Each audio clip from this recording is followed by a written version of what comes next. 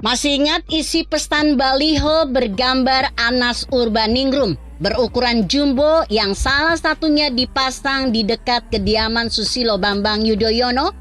Isinya peringatan bahwa dalam waktu dekat mantan ketua HMI itu akan kembali. Tunggu beta balik. Demikian pesan Anies lugas. Kepada siapa pesan itu ditujukan? Tidak sulit untuk menebaknya. Melihat lokasi di mana baliho itu terpasang di Cikeas. Pesan itu ditujukan langsung kepada Presiden RI ke-6 SBY yang pernah menjadi Ketua Umum Demokrat. Anas sendiri sebelum dicokok KPK karena terbukti korupsi dalam kasus proyek Hambalang yang akhirnya mangkrak dan gratifikasi mobil Harrier adalah mantan Ketua Umum Demokrat yang mengalahkan Andi Alivian Malarangeng saat pemilihan. Setelah akan selesai menjalani hukuman penjara di Lapas Sukamiskin pada April 2023, Anas perlahan-lahan mulai menebar provokasi terhadap SBY, termasuk Agus Harimurti Yudhoyono (AHY) yang kini menjabat Ketua Umum. Terbaru adalah beredarnya tulisan tangan Anas di media sosial. Pesan tertulis Anas itu berbunyi sebagai berikut. Ada saatnya pergi, ada waktunya pulang. Insya Allah beberapa waktu tersisa menjalani pengasingan akan tunai dengan baik. Saya paham para sahabat marah terhadap kezoliman dan kriminalisasi. Tetap tenang, sabar, dan menjaga suasana kondusif adalah hal yang baik untuk dilakukan.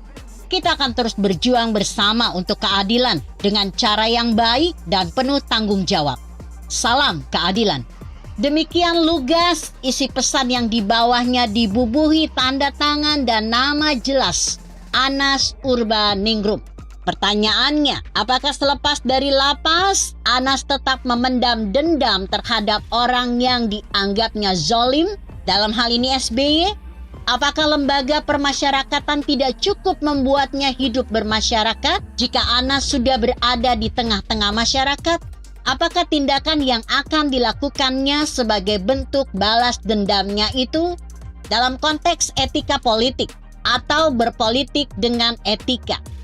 Alangkah lebih baiknya jika dendam Anas diwujudkan secara positif dan elegan dengan bersaing melalui partai politik atau saluran-saluran politik.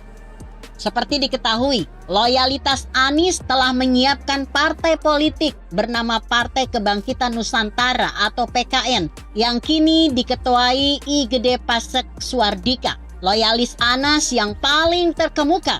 Keduanya adalah mantan petinggi Demokrat. Tidak sulit untuk menebaknya bahwa setelah lepas dari lapas, Anaslah yang akan menjadi ketua umum partai politik tersebut. Benar bahwa dalam Pilpres 2024, Anas bakal dijadikan calon presiden. Tetapi harus diingat, PKN adalah salah satu partai politik yang lolos untuk mengikuti pemilu 2024. Berdasarkan abjad, PKN berada di urutan ke-13. Terhitung dari April 2023 atau setahun menjelang pemilu 2024. Kiranya cukup bagi Anas dan para loyalisnya untuk melakukan konsolidasi, merapatkan barisan menghadapi strategi pemenangan. Akan tetapi jauh lebih menarik lagi memperkirakan apa kiranya gerak dan langkah politik Anas di sisa waktu yang tinggal setahun itu. Juga pertanyaan penting, apa yang harus dilakukan SBY maupun AHY atas comeback-nya Anas di panggung politik? Bagi Anas yang paham dunia politik karena pernah di kader SBY, kepulangannya dari lapas ibarat sekali merengkuh dayung, 2-3 pulau terlampaui. Pertama, kesempatan itu akan Anas gunakan untuk membersihkan dirinya dari tuduhan sampai dijebloskan ke penjara di era pemerintahan SBY, di mana kata kezoliman terucap.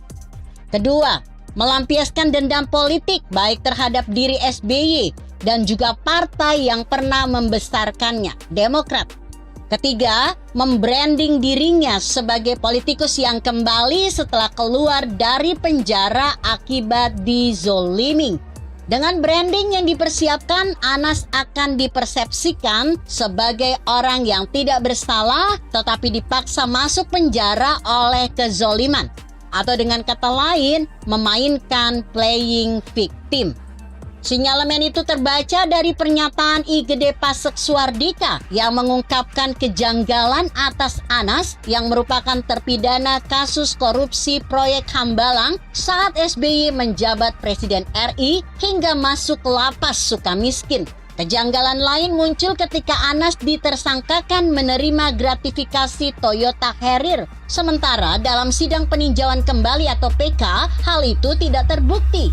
Menurut Pasek, hingga kini belum jelas kasus yang menjerat Anas terjadi di kementerian atau lembaga mana. Tetapi Anas dihukum dengan gratifikasi berbagai proyek lain yang bersumber dari APBN. Sebagai politikus senior yang peka, SBY tentu telah mendengar dan mengetahui aktivitas dan bahkan gertak Anas. Hanya saja dia belum mengeluarkan pernyataan tentang hal itu dan memang tidak perlu menyatakan apa-apa. Sekali SBY atau AHY berkomentar, itulah momen yang ditunggu-tunggu Anas. Untuk apa? Untuk menaikkan popularitasnya di mata publik. Selain memberitahu bahwa dirinya adalah politikus matang di tahanan yang siap kembali dan berlaga di kancah politik.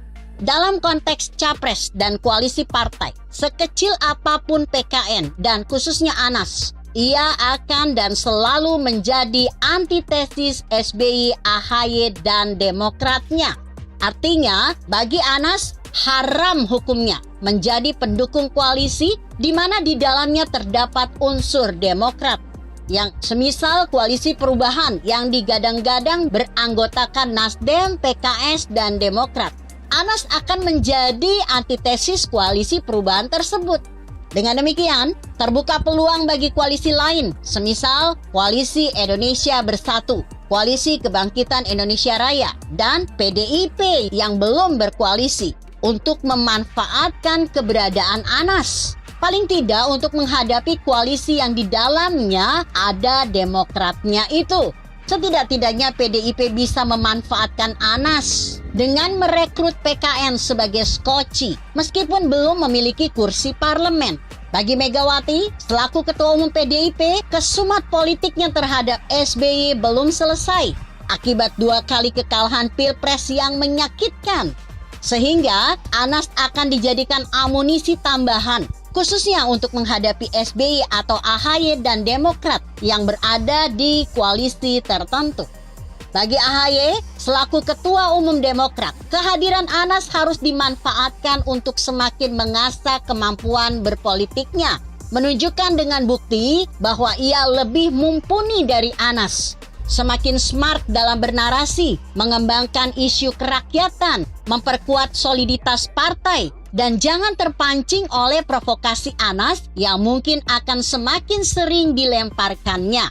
Bagi AHY pula, kehadiran Anas hendaknya dijadikan proses pendewasaan diri baik selaku pribadi maupun politikus. Tidak perlu takut berlebihan, tetapi juga jangan terlalu menganggap enteng kehadiran atau kembalinya Anas ke panggung politik.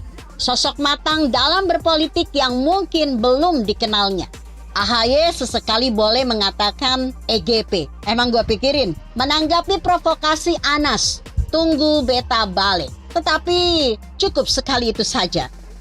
Begitu kira-kira. Artikel ini ditulis Pepi Nugraha yang disadur dari redaksi Indonesia.com dengan judul Anas Kembali. Bagaimana AHY? Jika Anda berpendapat lain, tuliskan komentar Anda di bawah ini. Saya Emma, Karisma 90.